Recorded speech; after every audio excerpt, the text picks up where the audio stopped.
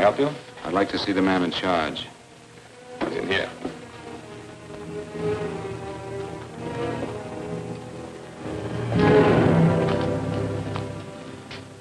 I want to report a murder. Sit down.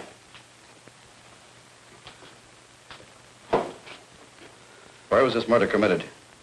San Francisco, last night. Who was murdered? I was.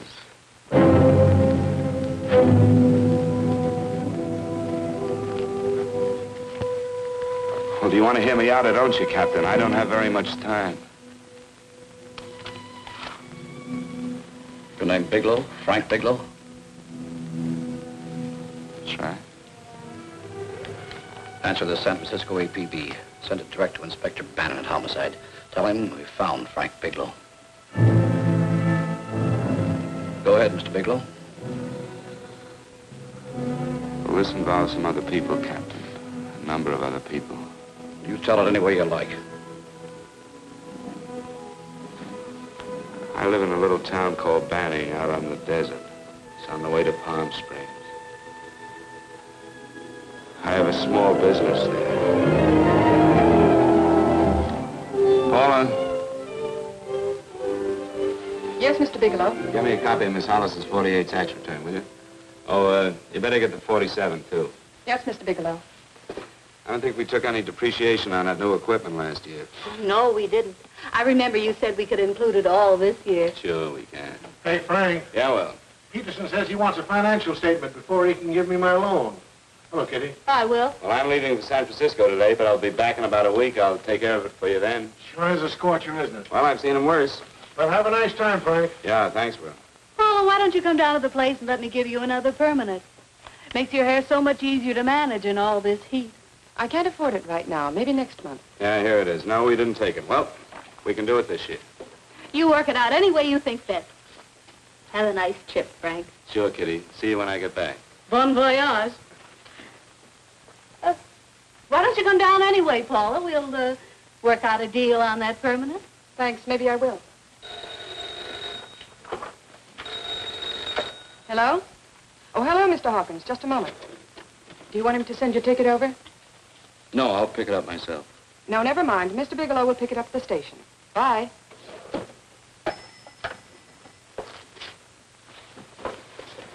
I want to go with you, Frank. Now, Paul, I'm just going on a little vacation. You know that? You want to go without me, don't you? Be gone just a week. And I suppose you just made up your mind to take this little vacation at 9 o'clock this morning? No, Paul, I meant to tell you about it a few days ago. I guess I forgot. Oh, you forgot. Paula, don't be like that. Don't be like what? You just drop a little announcement that you're going away. Not tomorrow or next week or next month, but today. No explanations, nothing. And I'm supposed to swallow the excuse that you need a little vacation. I just want to get away from town for a few days, that's all. Get away from this town or get away from me. Oh, Paula, please try to understand. How can you ask me to understand anything like this? No, I'm sorry, but I don't understand. Go to San Francisco, but don't expect me to be waiting for you when you get back.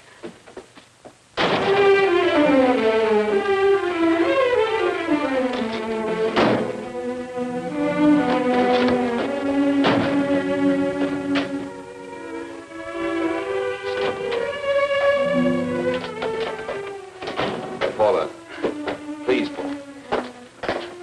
Come on, turn around, look.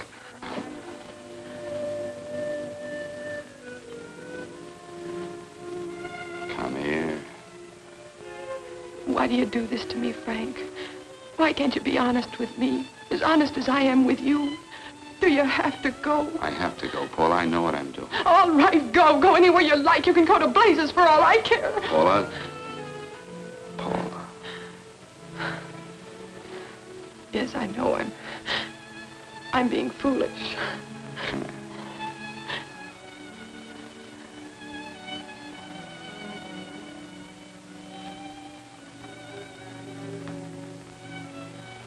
Come on, fix your face. We'll go down to Eddie's and have a drink. All right, why not?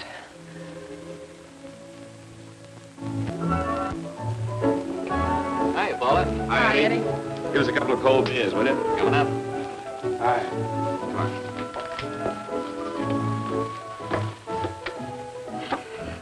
relief. This air conditioning feels good. I sure wish we had it in the office. It'd make working a pleasure. Well, if it stays this hot, don't bother going in the rest of the week. I win 2 races today. How many did you lose? Now, you would have to ask that. Kind of early for you two, ain't it? Too hot to work. That's what I like to hear.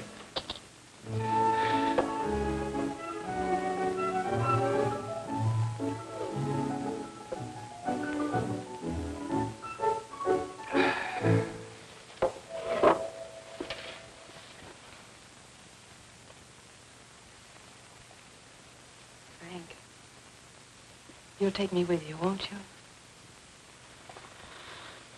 You will, won't you? Or am I crowding you? What do you mean, crowding me? Maybe you do need this week away alone. Maybe we both do. I know what's going on inside of you, Frank. You're just like any other man, only a little more so. You have a feeling of being trapped, hemmed in, and you don't know whether or not you like it. Look, Paula, I'm going to be honest with you. I care too much for you not to be honest with you.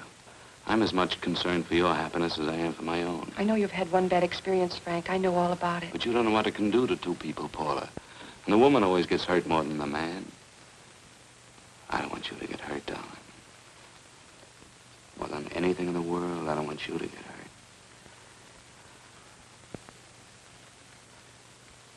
Want to hear some music? All right, Frank. Got a couple of nickels, Eddie? Yeah. This won't bother you, will it? No, next result doesn't come in for half an hour.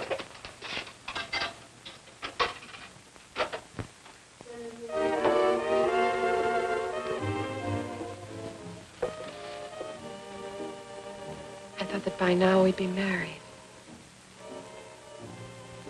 No, I'm not going to crowd you anymore, Frank. Go to San Francisco. I don't like it, but I'm convinced that you must go. I want you to be very sure, Frank.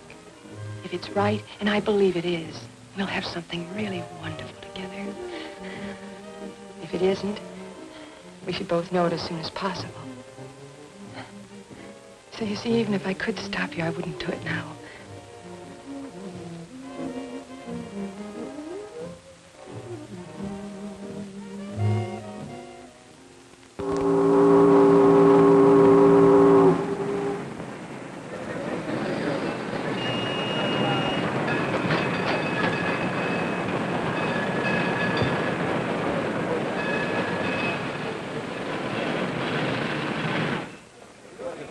Yes, sir. My name is Bigelow. I have a reservation. Yes, sir.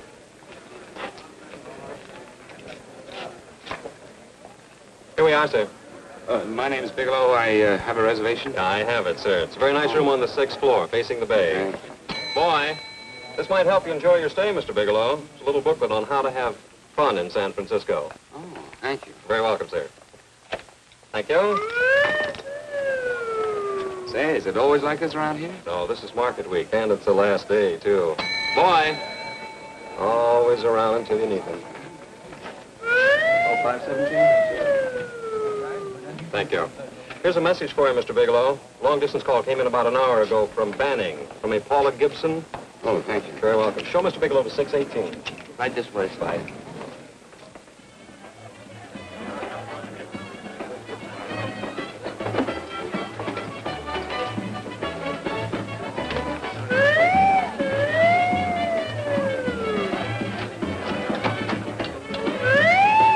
Right this way, Mr. Bigelow.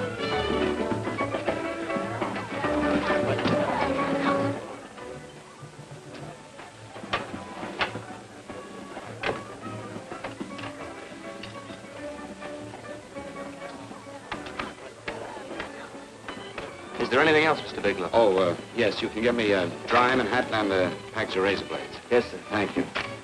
Oh, and you can leave that door open. Hello, operator. I want to speak to Miss Paula Gibson in Banning, California. Yeah, that's right. No, I'll wait. Hello? Hello, Paula.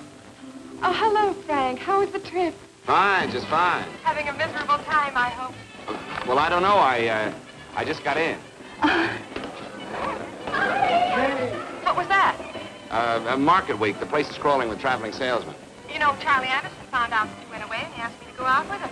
Oh, really? How did he make out? I'm considering it. Is that what you called to tell me? I'll have you know that this call is strictly business, Mr. Bigelow. Did a Mr. Phillips phone you? Eugene Phillips of Los Angeles. No. He will. He phoned the office 3 times today.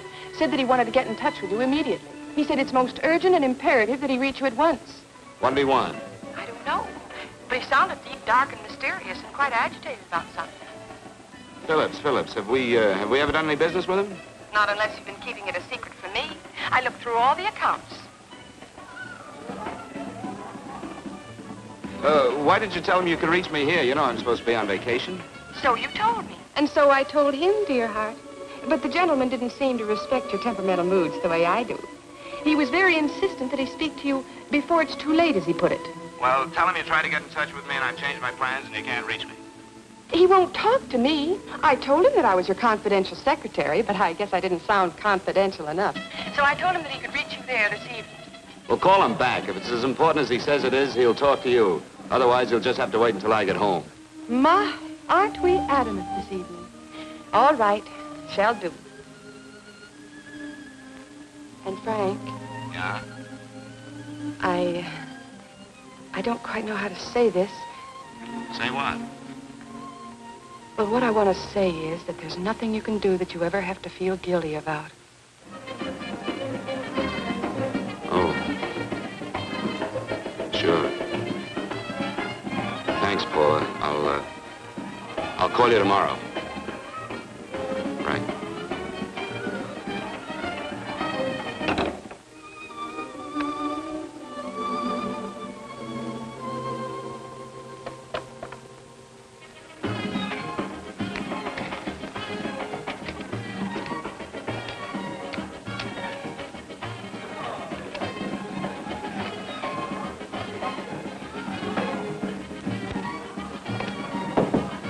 Oh, just put it there, please. You can keep the change. Thanks very much. Say, how long has this been going on? Oh, it's been a madhouse all week, but they check out tomorrow. Oh? I thought you were with them. No, I'm just here on a vacation. Why does everybody come to San Francisco and tear loose? Excuse me. Say, I'm awfully sorry to bother you, but would you mind if I use your telephone? No, go right ahead. I'm just across the hall here. One of the boys is using my phone, and he's been on it for a half hour. I just want to call downstairs. Yeah. Thank you. Room service, please. Hey, things really picked up the last few days, didn't they? You right at much business? Well, I'm not here on business. Oh, hello, room service? It's Mr. Haskell in 617. Yes, that's right. Would you send up 3 more bottles of bourbon and 2 scotch? Yeah, that's right. Oh, and some more ice, too. Yeah. All right, thank you. You here all alone? Yes, I just got in town. Well, why don't you join us for a drink? Well, I don't want to barge in on your party. Oh, nonsense. It's not a party. Just a few of the boys entertaining some buyers. You know, the usual thing. A few drinks and some laughs. It's no party. Come on. Well, Come on. All right. I know what it's like to be all alone in a strange city. I'm Sam Haskell. I'm Frank Bigelow. You think some of these guys never been away from home before? Yeah. Hey, quiet down a minute. Hey, will you quiet down a second? I want you to meet Frank Bigelow. Hello. This is Jane Carlisle. Bill Welch. How are you, Mr. Wells? Glad to know you, Bigelow. Jane's the prettiest buyer in San Francisco. Oh, hey, I resent that. You don't think I believe him, Elaine? Well, he's bred that from coast to coast. Oh, gee. But it's good for my morale anyway. I'm George Cantwell. Glad to know you, Mr. Bigelow. Bigelow, yes. Right at much business? He's not here on business. Oh? Well, Well, why don't you get the man a drink before he dies of thirst? how about a little bourbon? Well, that's fine. Bourbon it is. Of course, Mr. Wallace. Yes, Mr. Wallace. But, Mr. Wallace, I'll need at least a week in Cleveland to visit all my accounts. I can't figure on being in Philadelphia until the 17th. Eddie, will you get off the phone? I want you to meet Frank Bigelow. That's his boss. He's been trying for an hour to get his expense account boosted. Yeah, the way this guy holds on to $1, you'd think they weren't printing them anymore. Yes, Mr. Wallace. I'm leaving here the first thing in the morning. Yes, sir. Oh, keep your hips loose, Harry, like this. Oh, yeah. How's he doing? Oh, there's nothing wrong with Harry's drummer. The 2 years ago, the Murrays wouldn't shoot. Hey, now, wait a minute. I was doing all right there. This is Sue and Harry Brandon. Hello, good to meet Glad you. How are you? Where'd you find her, Sam? On a dance marathon? Bourbon. Oh, really? Oh, thanks. Say, I'll bet you could do the rumba. Well, a little, but I'm kind of rusty. Anything would be an improvement after Harry. Oh, how do you like that? Well, here goes. Hey, you're good. Oh, my wife, she's a good dancer, isn't she, Bigelow? Oh, yeah. Fellas, I thought you were going to show us a good time tonight. Is this doing the town? That's right. We practically bankrupt our stores to buy everything you've got. Then you keep us in this hotel room. I agree. This is my last night to howl before I go back to being a dutiful housewife. Well, it looks like we're stuck, boys. This is where we blow all our commissions in one night. And you're coming with us, Bigelow. Oh, no, thanks. You run along. I've got to get unpacked and have dinner. Oh, no, you're not going to get away from me. Now that I found a man who can dance, I'm going to hang on to him.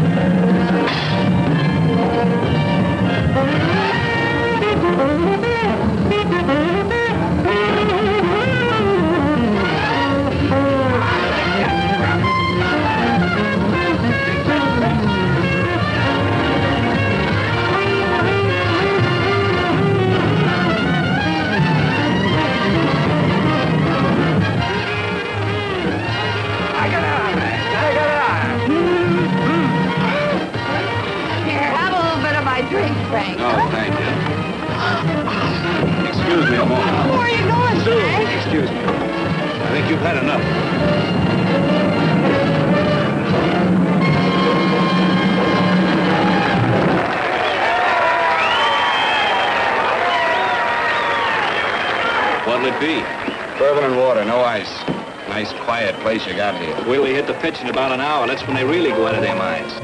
Who's the blonde? Oh, she's one of the chicks that hangs around here. She's jive crazy. Come again? Oh, you ain't hip, pal. Jive crazy means that she goes for this stuff. Just between you and me, I don't get it either, but I gotta listen to it. They're all connoisseurs, music lovers. Me, I like Guy Lombardo. What's the matter with him? Oh, he's flipped. The music's driving him crazy. Come down, Jack. Oh, don't buy me, man. I'm being in light. Is the blonde alone? Oh, sure, society. She always comes in alone. Drives a big convertible, wears a mink coat, but knows everybody. But she always comes in alone. Thank you. I wanted to kiss you. I tried to... Give me another blast, Leo. What's your story, Jeannie? Easy.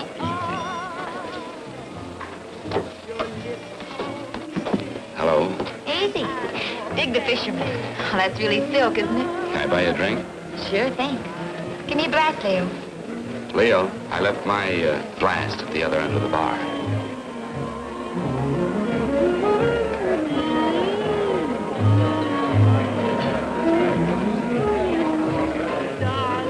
My name is Jeannie. What's yours? Frank? I've never seen you here before, Frank. Well, I've never been here.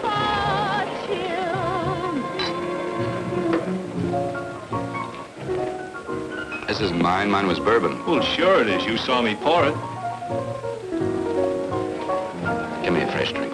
Anything you say. Oh, listen to that piano. Feel those vibrations. You don't get your kicks out of this, do you? I can live without it. Why do you stay here? I don't know. I bet I know. You're lonely in a big city. Why, you don't have to go into a routine with me. I like good company, too.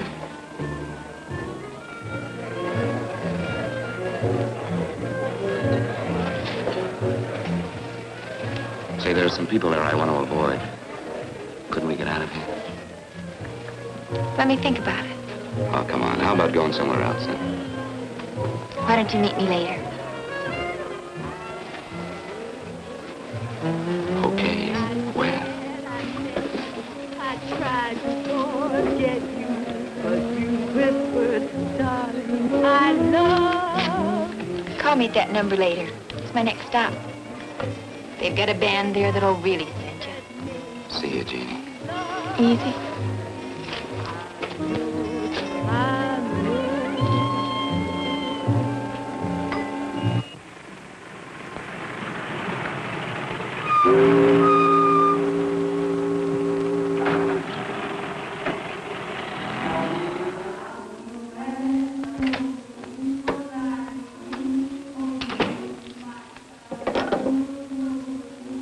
Never mind, operator.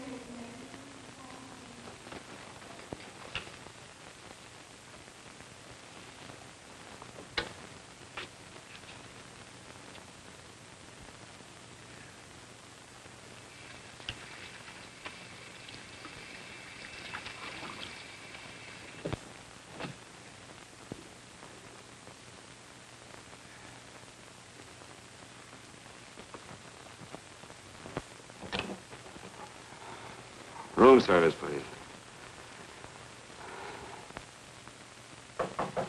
Come in.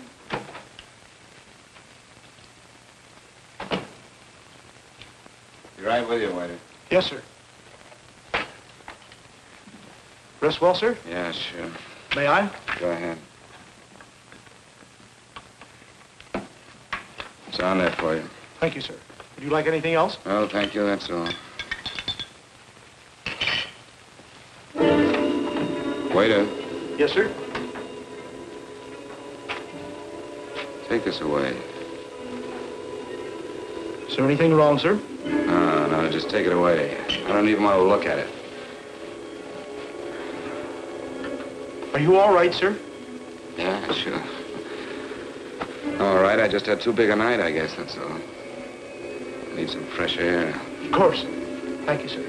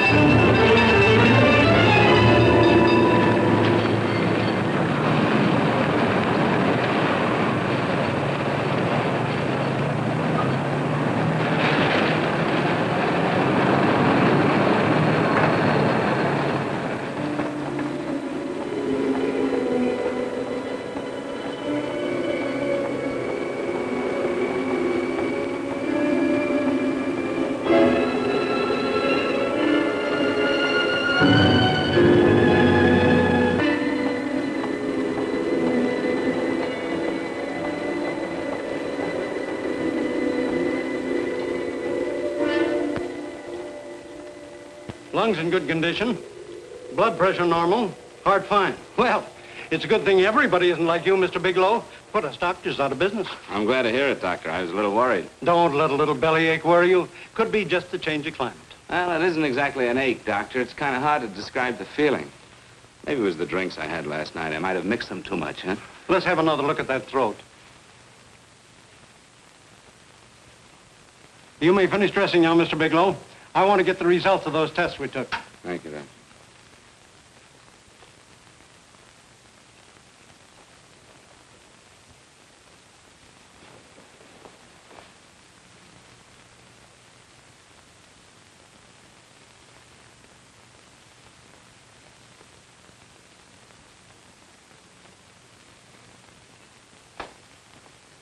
Mr. Bigelow, this is Dr. Schaefer. Hello, Doctor. How are you? Sit down, Mr. Bigelow. According to the information you gave Miss Wilson, you're not married, Mr. Bigelow. That's right. Do you have any relatives, family, anyone in San Francisco? No, no one. I don't know a soul in San Francisco. Where is your home? What is this, Doctor? Why all the questions? You're a very sick man, Mr. Bigelow. Sick? But you told me I was in good shape. Yes, I know. But my preliminary examination didn't reveal your true condition. You sound as if it's pretty serious, Doctor. It's extremely serious. I want you to understand that we wouldn't tell you something like this unless we were absolutely certain. Well, of course, of course. You must steel yourself for a shock, Mr. Bigelow. Well, go on, Doctor. What is it you're trying to tell me? Our tests reveal the presence in your body of a luminous toxic matter. What is that exactly? A poison that attacks the vital organs. Poison? We have no alternative but to tell you this. Your system has already absorbed sufficient toxin to prove fatal. I wish there was something that we could do. What do you mean, wish? You mean there's nothing? There is nothing anyone can do. This is one of the few poisons of its type for which there is no antidote. Well, this is fantastic. This is the most ridiculous thing. You don't have very long. What do you mean? A day, possibly a week, 2 weeks at the outside. It's hard to say exactly. Well, this is impossible. I don't believe it. You've made a mistake. That's it. It could be a mistake, couldn't it? You have made a mistake, haven't you? Answer me. Dr. Schaefer is an authority on toxicology. Been no mistake, Mr. Bigelow. Do you realize what you're saying? Well, you're telling me that I'm dead. Do you think you can explain my life away in just a few words? Why, I don't even know who you are. Why should I believe you? You must calm yourself, Mr. Bigelow. We want to offer you every assistance that we... Assistance? Who wants your assistance? Who wants anything from you? You're nothing but a couple of phonies. Why, I think you're crazy. That's it. You're crazy. The both of you. You're crazy.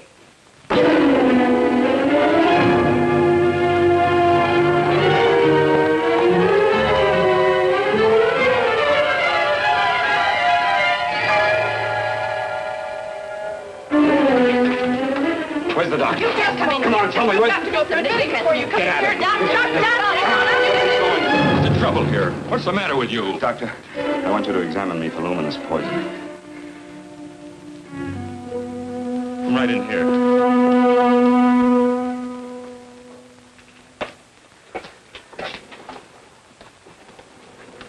Yeah, you've got it all right. Your system has already absorbed it. Are you sure, Doctor? Are you absolutely certain? Couldn't there be some mistake?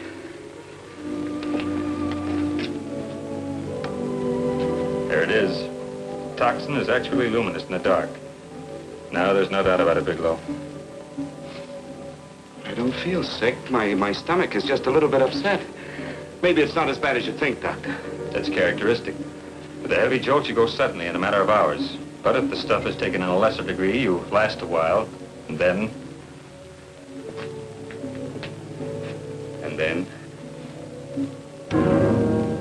Give it to me straight, Doctor.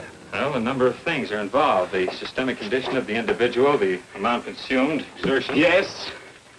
You won't feel too badly for a while. Then it will happen suddenly. A day, 2 days, a week at the most.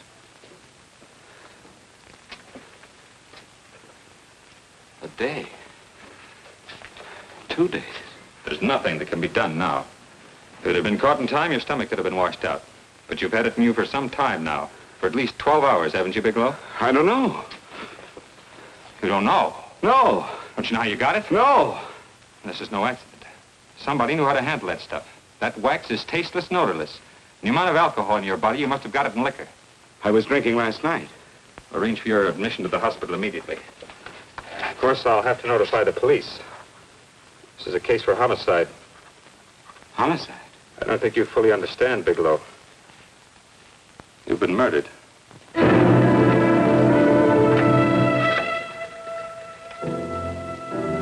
Get me police headquarters, please. Homicide Bureau.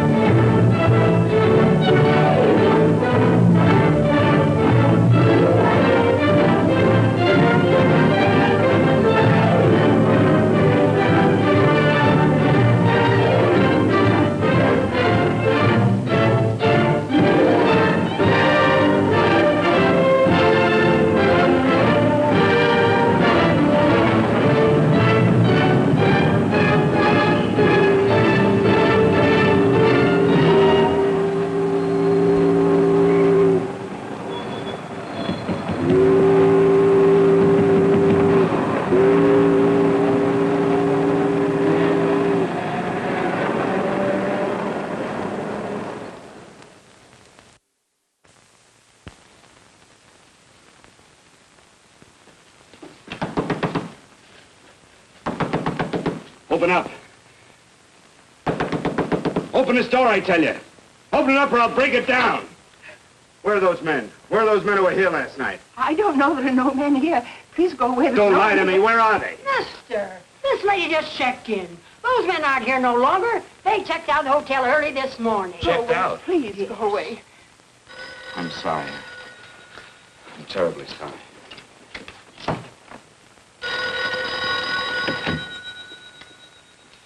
Hello? Please, Mr. Bigelow, my eardrums. Oh, hello, Paula. Your enthusiasm overwhelms me. Why haven't you phoned me, or is there a quota on telephone calls up there? I'm sorry. I've been busy. I'll bet you have. Visiting the museums, no doubt. What's happening up there that's exciting or different? Nothing, not a thing. I'll bet you miss me, but you're too stubborn to admit it. Sure. You know, if you'd like me to come up, I can pack a toothbrush and leave right away. No. Well, you don't have to snap my head off. You could at least make a pretense of missing me. I'm sorry, Paula. Of course I miss you. Listen, Paula, Paula, it's just that I don't feel like talking now. I'll call you later. Don't strain yourself. You phone me sometime when you feel more like talking. Oh, by the way, I called that Mr. Phillips back. Phillips? Yes, you know, the man that tried to reach you. Well, I'm afraid you'll never know why it was so important that he speak to you. His office said he died yesterday. Frank, are you there? Did you hear me? Died? When? Yesterday. So you won't have to bother your little head about him anymore. You can just go ahead and have fun. Paula, what did he die from? Do you know? I suppose he died from whatever people usually die from. Well, didn't they tell you? Don't you know? What are you getting so excited about? You said you didn't even know the man. Listen, where's his office located? What difference does it make? You can't talk to him now. I told you the man's dead. Paula, will you stop talking so much and tell me where his office is? All right. It's the Phillips Importing and Exporting Company, Bradbury Building, Los Angeles. Bradbury Building, Los Angeles. That's right. Say, this is really a switch. Listen, if you want to reach me, I'll be in Los Angeles. Are you out of your mind? I'm sorry, Paula. I've got to hurry. Wait a minute. Where in Los Angeles? The Allison Hotel. Goodbye, Paula.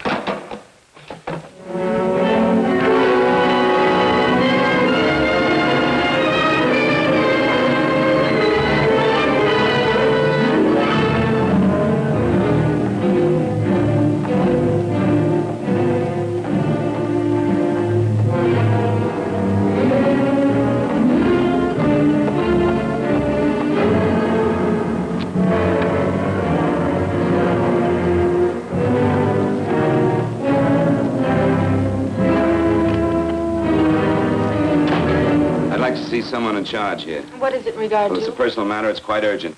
Perhaps Mr. Holliday can help you. Who's he? He's our controller. Your name, please? Bigelow. Mr. Bigelow to see you. Send him in. Go right in, please. That door.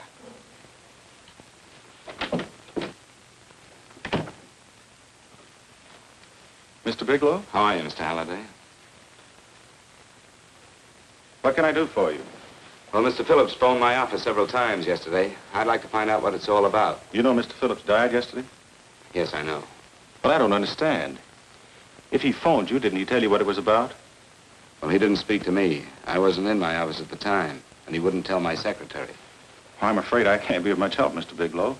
I've no idea why Mr. Phillips tried to reach you. I'm sorry you had to make the trip for nothing. How do you know I made a trip? I didn't say anything about making a trip. I merely said he phoned my office. My office could be here in Los Angeles. Miss Foster, Yes? didn't you mention something yesterday about Mr. Phillips speaking with Mr. Bigelow in San Francisco? I said that he had phoned Mr. Bigelow's office in Banning, but that Mr. Bigelow was staying at the St. Francis Hotel in San Francisco. I'm sorry you misunderstood me. Do you know why Mr. Phillips called? No, I don't. All right, thank you, Miss Foster. You can understand that we've been somewhat upset around here. Now, if you don't mind,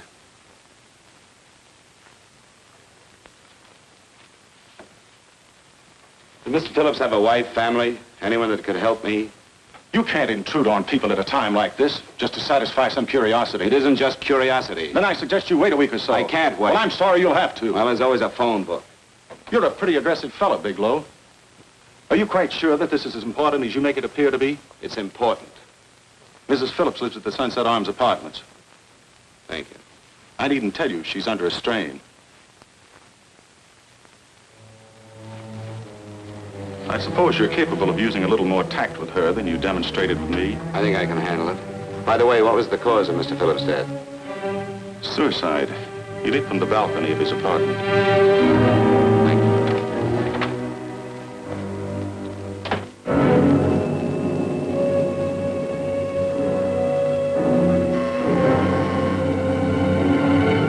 Come in, Mr. Bigelow.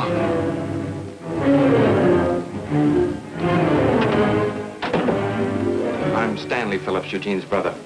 Holliday phoned that you were coming.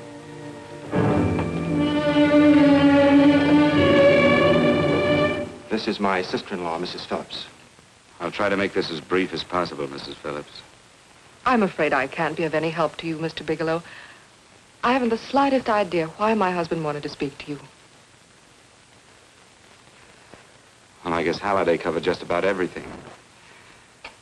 Did your husband ever mention anything about me, Mrs. Phillips? Anything at all? No. I can't recall Eugene ever having mentioned your name.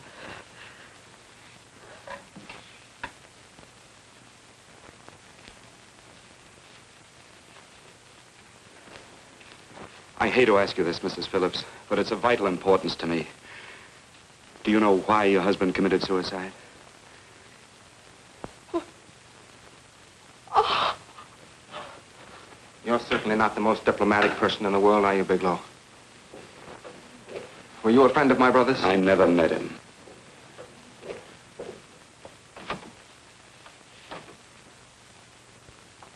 My brother was in a jam, a pretty bad jam. He was arrested 2 days ago. He sold some iridium to a dealer by the name of Majak. It's a very rare metal, very costly. Anyway, the iridium turned out to be stolen. He was released on bail yesterday, but he faced a pretty stiff prison term. Men have committed suicide for less. Yes, I know. That's how the police feel about it. What puzzles me, though, is this crooked deal.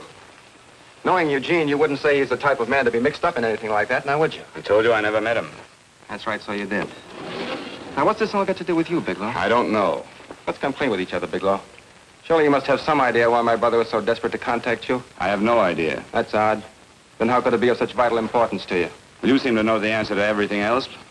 Maybe you know the answer to that one, too.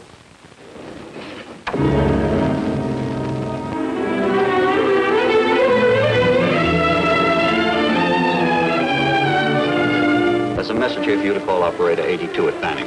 Oh, thank you. Show Mr. Bigelow to room 821. Say, would you have the operator put this call through to my room right away? I'll take it up there. Thank you. Hello, operator. Yeah, I'll call you if I need anything. Thank you, sir. Hello, Paula? Well, Sinbad, I'd just about given you up for lost. Do you mind telling me just why you rushed down to Los Angeles? I can't explain it to you just now, Paula. I just can't explain it. What's going on, Frank? You don't even sound like yourself. Well, I'm just a little tired, Paula, that's all. But I miss you. Oh, Frank. I can't tell you how good it is to hear you say that. And here I was worrying that I'd lost my charm. When are you coming home, Frank? Soon, Paula. I'll be home soon. I'll go right out and get myself a permanent so I'll be pretty when you see me. Hey, guess what? I found that Phillips name in your notarial ledger. Notarial ledger? Yes, of all places. I remember now I made the entry myself. You had notarized a paper one morning before I came to work. What kind of paper was it? A bill of sale for a George Reynolds made out to Eugene Phillips of Los Angeles. So you see, I was right. We hadn't done any business with Phillips, only indirectly. What was the bill of sale for? A shipment of iridium, whatever that is. Iridium? You mentioned at the time that this fellow Reynolds had made some kind of a deal in Palm Springs, and he stopped in your office early in the morning on his way north to have it notarized. Wait a minute. Wait a minute, George Reynolds. That was about 6 months ago, wasn't it? That's right, 6 months ago. Thanks, Paul. Oh, goodbye. Goodbye. Hello, operator. Get that number back for me.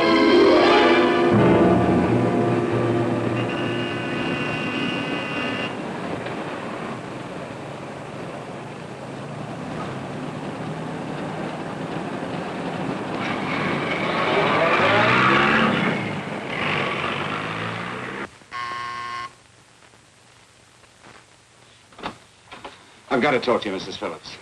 Please, go away. I want to be left alone. But I found out why your husband wanted to see me. It was in connection with a bill of sale. Come in. Thank you. What do you know about a man named George Reynolds? George Reynolds? Yes. Why, that's the man my husband claimed sold him the iridium. And what did Reynolds claim? Reynolds disappeared. Yes? About 2 months ago, my husband grew suspicious that something was wrong.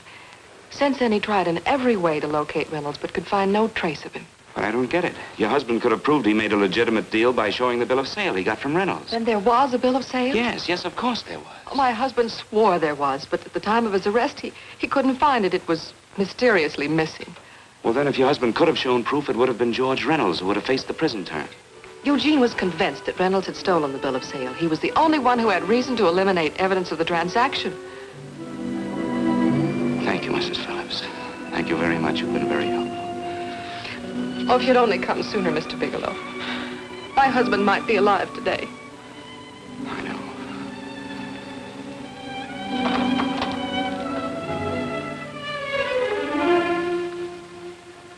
The only thing that puzzles me, Miss Phillips, is that you haven't asked how I knew there was a bill of sale.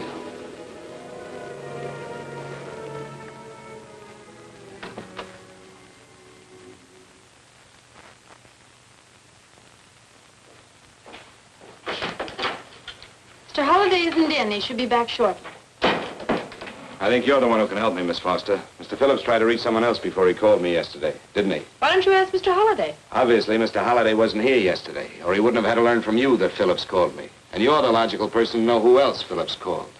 I don't believe that's any of your business, Mr. Bigelow. Don't think you're revealing anything confidential, Miss Foster. I know that he tried to reach somebody else. Mrs. Phillips told me. You're bluffing, Mr. Bigelow. I don't know what you're after, but you're trying to trick me. Mrs. Phillips didn't tell you a thing. How do you know that? Mrs. Phillips knows nothing about it. She doesn't. Well, why wouldn't she? Wait a minute. I was talking about George Reynolds. Who did you think I meant? Just who is it that Mrs. Phillips doesn't know I about? told you before, that's none of your business. All right, young lady, I'm going to give it to you straight. Phillips was murdered. Murdered? I don't believe you. He told me Lying. because he needed me to clear him. Phillips was innocent. Innocent men don't have to jump out of windows. Murdered? Just who are you trying to protect, Miss Foster? Why are you so afraid to tell the truth? I'm not protecting anybody. I haven't any more to say. All right, young lady, listen to me. This thing is going to explode wide open. If you've got nothing to hide, you better start talking. Or maybe you are mixed up. No! Well, then come on. Mr. Phillips called Marla Rakubian. He went to see her yesterday morning. Who's Marla Rakubian? She's a model. She and Mr. Phillips used to be quite friendly, but he hadn't been seeing her for quite some time. Come on. The last couple of months, he'd been trying to locate her and finally learned where she lived yesterday morning. When he returned from seeing her, he was terribly upset and excited. That's when he had me put in the calls for you. When he couldn't reach you, he went home. The last time I saw him alive. Give me Marla Rakubian's address. I don't think Mr. Phillips realized I was aware of his friendship with Marla Rakubian, and out of respect for him, I never intended to tell anybody. I had no idea that she had anything to do with the trouble he was in. I admire your discretion, Miss Foster. You know, you must be pretty friendly with Stanley, Miss Foster. He knew how desperately his brother tried to reach me yesterday, and he wasn't even here at the time. And now you seem to know all about what happened in Mrs. Phillips' apartment.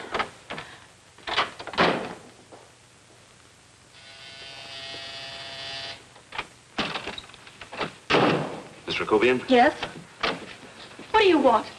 Get out of here or I'll call the Go police. ahead, call him. Oh, go ahead, call him. Going on a trip, huh? Yes, going away for the weekend. Sailing for Buenos Aires tomorrow, some weekend. I'll send you a postcard. Now get out of here. Who are you going with, George Reynolds? Never heard of him. I suppose you've never heard of Eugene Phillips either. Just who are you? What do you want? Never mind who I am. Where's Reynolds? I told you I don't know him. Now will you get out of here and leave me alone?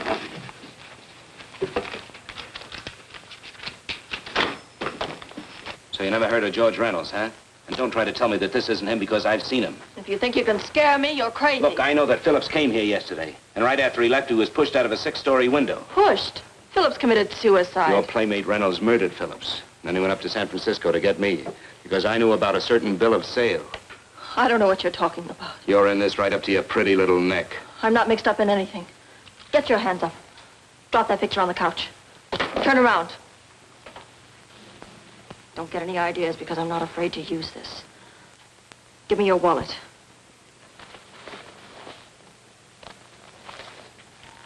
Frank Bigelow, Hotel Alex. All right, now where's Reynolds? I don't know. I don't know where he is. Is that what you told Phillips yesterday? I told him exactly what I'm telling you. I haven't heard from him in months. Yeah? You're mighty careful of the picture of a man you haven't heard from in months. What does the Ray stand for? It was a pet name. Do you mind? Oh, it sounds very cozy, Miss Rakubian. You and Reynolds call each other pet names while you make a sucker out of Phillips. Phillips made the deal because he wanted it. Yeah? I'll bet you weren't above using what it takes to help make him want it. Who's paying for this trip? I am. Really? A first-class trip to Buenos Aires on a model salary. Don't make me laugh.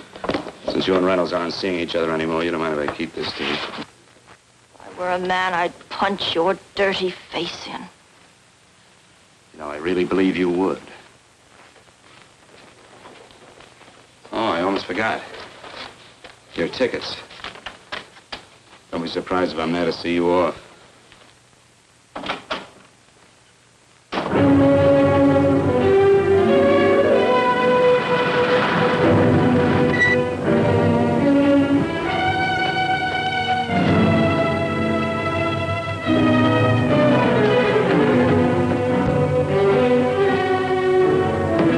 Angelo. Angelo! Oh, Angelo. Do you remember taking this picture of George Reynolds? I take so many pictures, I can't remember them all. This gentleman is a friend of his and would like his address. We have no card on him. I don't think we ought to do that. He's willing to pay $20 for it. That's the paper we used last year. Of course, you understand, we usually don't give out the information about our clients. I know, you're a couple of high-class fellas. Thank you. Revealing anything confidential is against the ethics of our establishment. That's right. Honesty is the best policy. Of course. But in your case, inasmuch as you're a personal friend of Mr. Reynolds... Thanks. I knew you'd come through. Got it? Here it is. We don't have his address. He must have called for the picture. But he couldn't have been a very good friend of yours, mister, because his name is not George Reynolds. It isn't? Well, what is it? It's a... Huh? Oh. Yeah. It's Raymond Rakubian. Rakubian? What's so unusual about that? The picture's signed Ray, isn't it? Yeah. Yeah.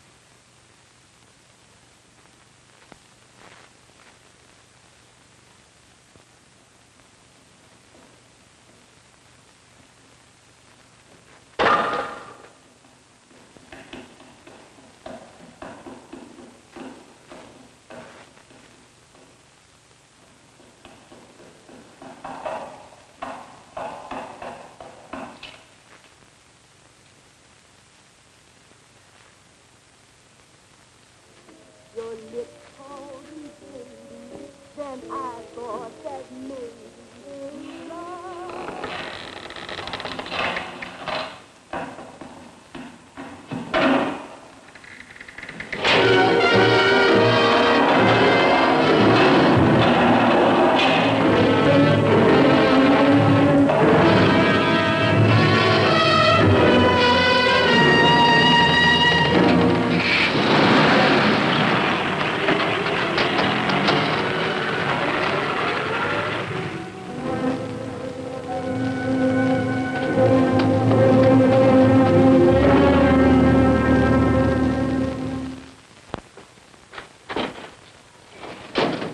Bigelow, are you all right? Can I get you anything? No, thanks. Do you know this man? No. No, I don't think so. Are you sure you've never seen him? I'm quite sure. Does the name Raymond Rakubian mean anything to you? No, I never heard of him. Why? He also uses the name George Reynolds. This is Reynolds? That's right. Well, where can we find him? That's what I want to know. Tell me something, Holliday. You're the controller here. How come you didn't know about that bill of sale? Phillips made that deal before I came to work here. Yeah, but you still keep records, don't you? For some reason, which is none of my business, Phillips preferred to keep that among his personal papers. Now, does that answer your question? You came in here today asking for some information that you needed, and I tried to be as cooperative as I could. But now you're beginning to annoy me. So get out before I throw you out.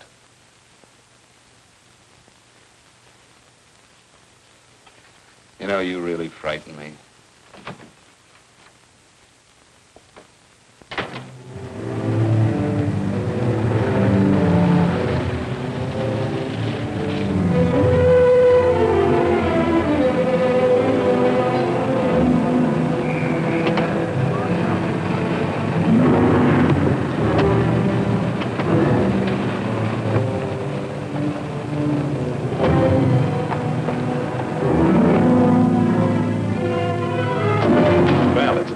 you showed up, Bigelow.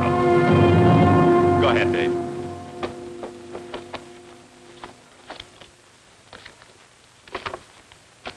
Real cute, ain't you, Bigelow? Just real cute. Paula didn't lose much time getting a hold of you guys, did she? Shut up. Let's go, Bigelow. Look at him. He can't take it. Soft in the belly. You do that again and I'll kick your face. Lay off, Chester. Cut it out. Shut up! Who asked you? Better let him answer. The clerk might know he's in. Go ahead, Bigelow.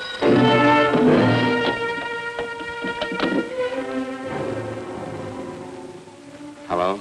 Frank. Frank, why did you hang up on me? I've been trying to get you for hours. I'm sorry, Paula. I was in a hurry. Well, don't be in such a hurry this time. You didn't give me a chance to finish what I had to say. What's the name? I wanted to tell you that McGowan was in hollering his head off because you didn't go over the books. Tell McGowan to get another auditor. Sure. Sure, I'll just do that little thing and who's the best paying account we've got. Do as I tell you, Paula.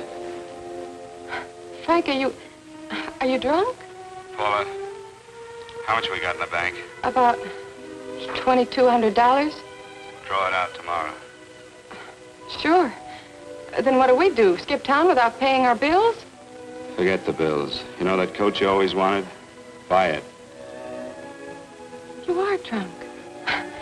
You know, if I didn't have such a good character, I'd be tempted to take advantage of your intoxicated state, Mr. Bigelow.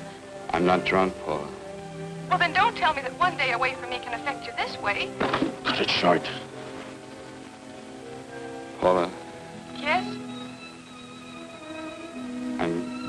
I'm sorry I left you. I never realized how much I love you. But I know it now. Oh, Frank, darling, I love you too so very much. Please come home. I miss you terribly. I said cut it short. I'd just love to let you have it, Bigelow. Let's go, Chester. This guy's kept us waiting long enough now. Walk in front of me, Bigelow. And keep your mouth shut. If you so much as look cross-eyed at anybody, I'll blow the back of your skull out.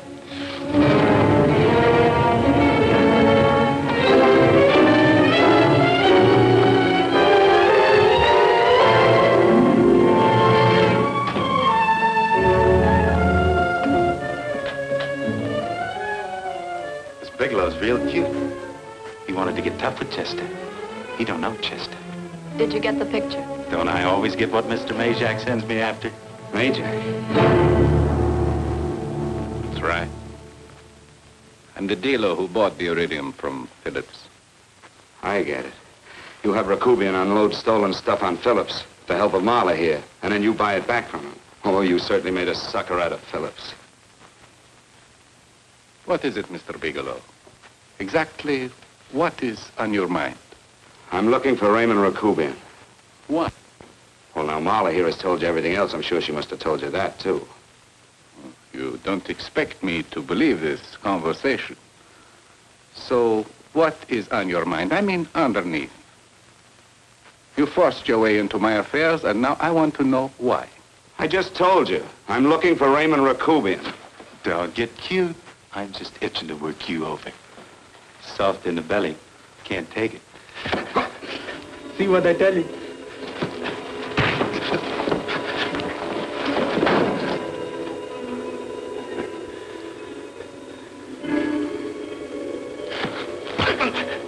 Can't do that to Chester. I'm gonna blow your guts out. Easy. Lay off, Chester, not now. Look at him.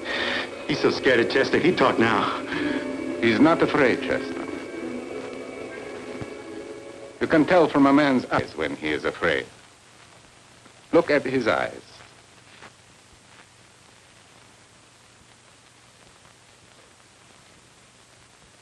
Oh!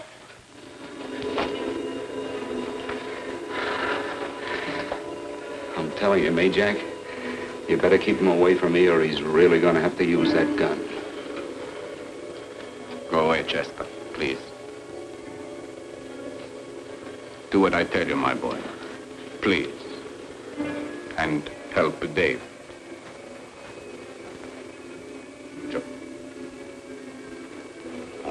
You're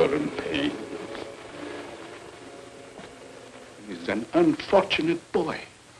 He's psychopathic. He's unhappy unless he gives pain. He likes to see blood. Come with me, Mr. Bigelow.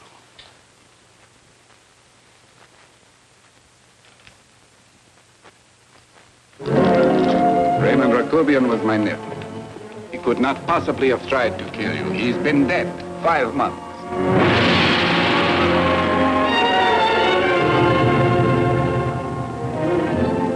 I'm afraid you have been sidetracked. Provided it is true that somebody made an attempt on your life.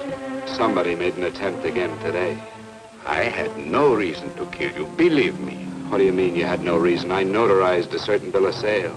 You notarized the bill of sale for Reynolds, not Rakubian. Now, what I told you was true. I had no reason to kill you. That's a closet, Mr. Bigelow. And under other circumstances, you could go home now. But now you present a problem. You know too much, and I am in danger.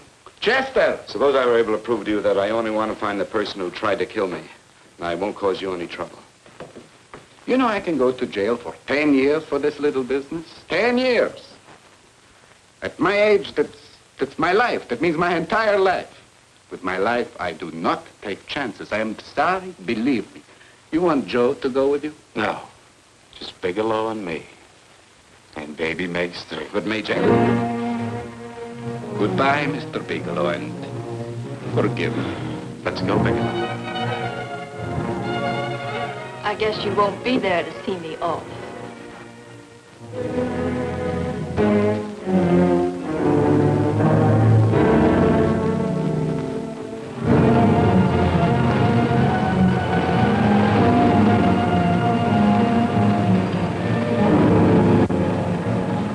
Tried to make a boob out of me in front of Majak.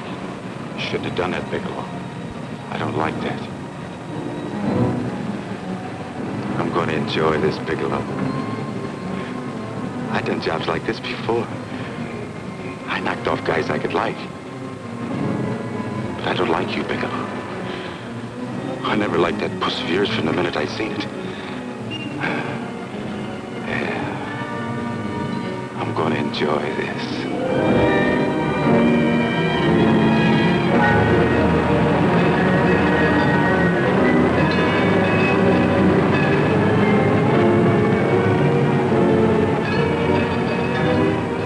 Scared yet, are you, Bigelow? But you'll be scared. Good and scared. I think I'll give it to you in the belly. You don't like it in the belly?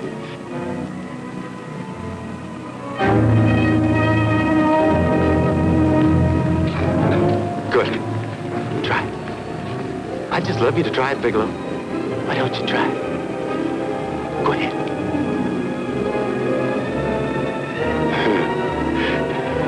Didn't have the nerve, did you, Bigelow? I think I'll give it to you right in the belly.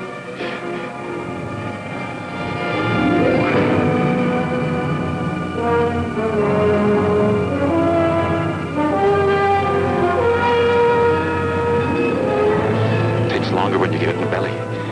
It's nice and slow. That's the way I want to see you go, Bigelow. Nice and slow.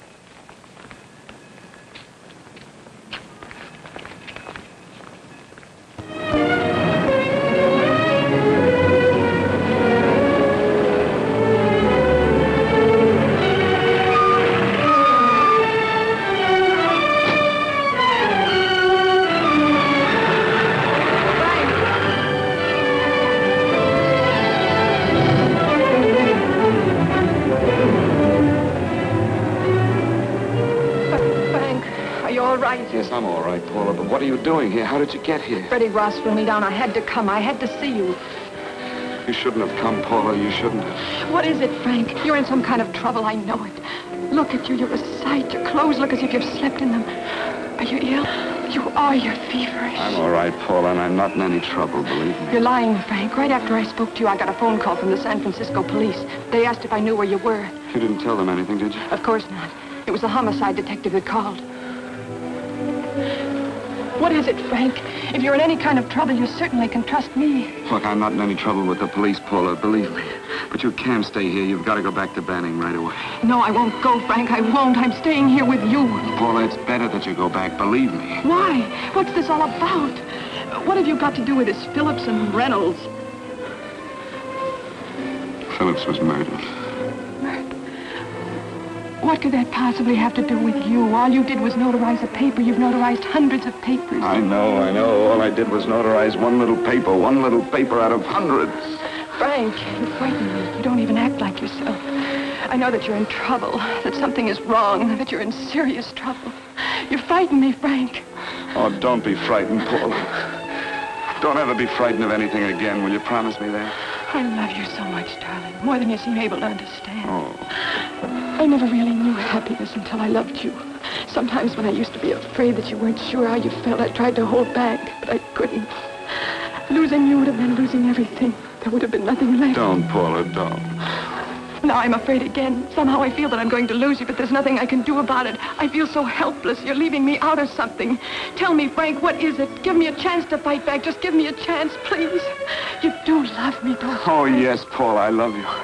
I never was more certain of anything in my life. I wasn't sure before. I was a little blind, I guess, but believe me, I'm sure now. Can you understand that, Paula? I understand. A man can be like that, Paula. Something has to happen. It can be a big thing or a little thing, but it can make him realize how much someone means to him, how much he really loves her. Oh, and I love you, Paula. More than I ever thought it possible to love anyone in the world, I love you. Then why won't you tell me about this trouble you're in? Why won't you try to let me help you? You can't help me, Paula. You don't want my help. Oh, Paula, there's nothing you can do. Will you believe me? So will you please go home, please? No, Frank. I won't go. I know you're in trouble. I can't leave you like this. All right, Paula, look, wait for me in the lobby of the hotel, and I'll be back for you soon, I promise. You promise? You're yes, sure? Paula, I promise. Is that a new outfit? Yes. Oh, that's beautiful.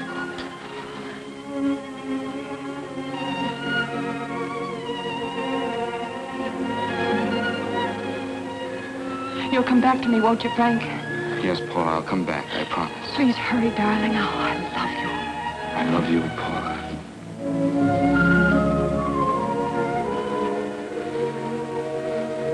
Goodbye, Paula.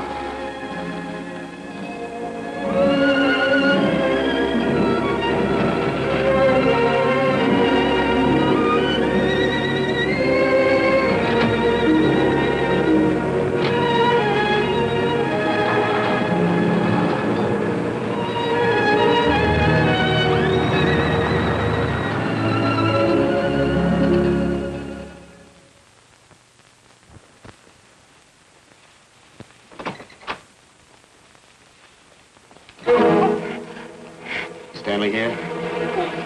You sure? All right, get in there. Now get Stanley on the phone. Tell him to come over here right away. Use any excuse you want. What are you going to do? What was Stanley going to do when he used me for a clay pigeon today? I don't know what you're talking about. Don't act innocent with me. I fell for that once. I don't know what you mean. I told you everything you wanted to know this morning.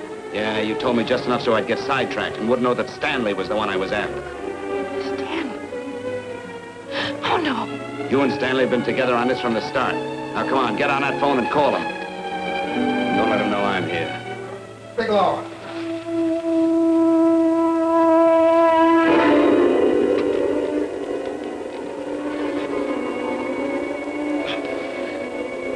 You've been sidetracked, all right.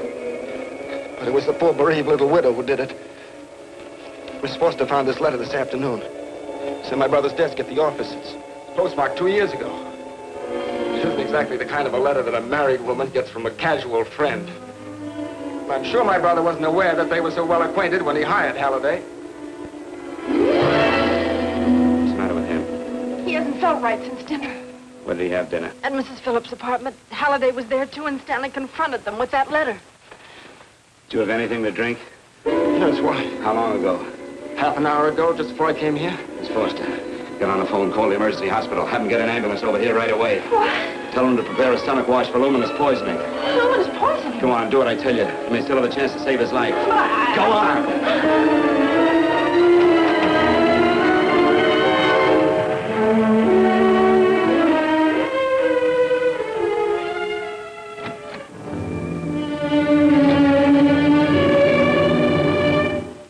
I found George Reynolds, Mrs. Phillips.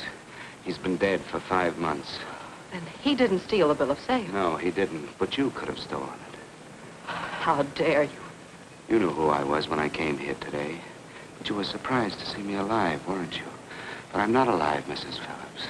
Sure, I can stand here and talk to you. I can breathe and I can move. But I'm not alive. Because I did take that poison. And nothing can save me. What are you going to do? If I kill you now, I have nothing to lose. No, you've got to listen to me. You've got to give me a chance. But I didn't have a chance. It was Halliday. Believe me, it was Halliday.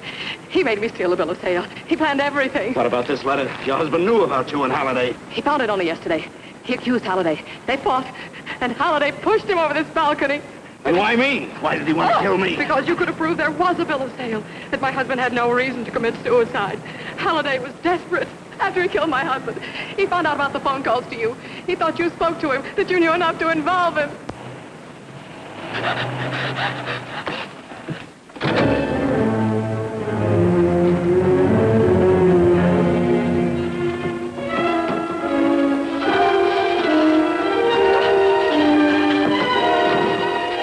Where's Halliday? Where is he? He's in the office. This time you don't warn him.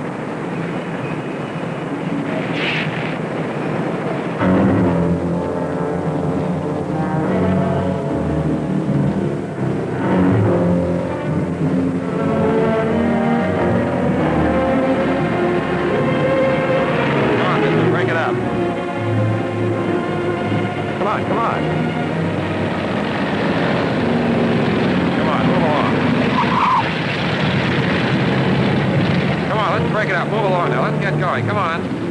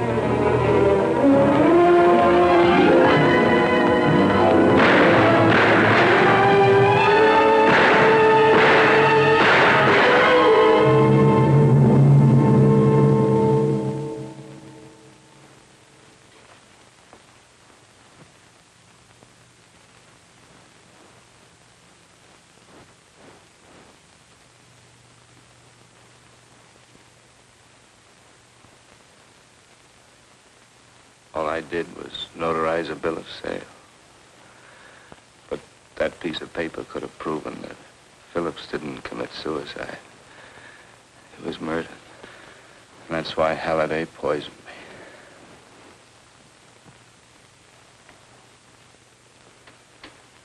me. Would you?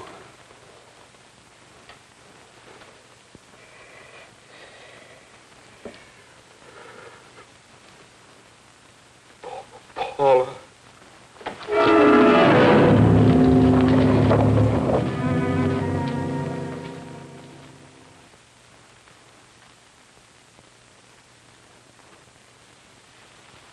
Call the morgue.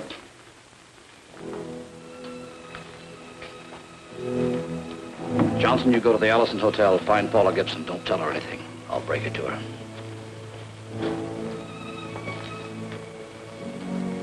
How shall I make out the report on him, Captain? Better make it dead on arrival.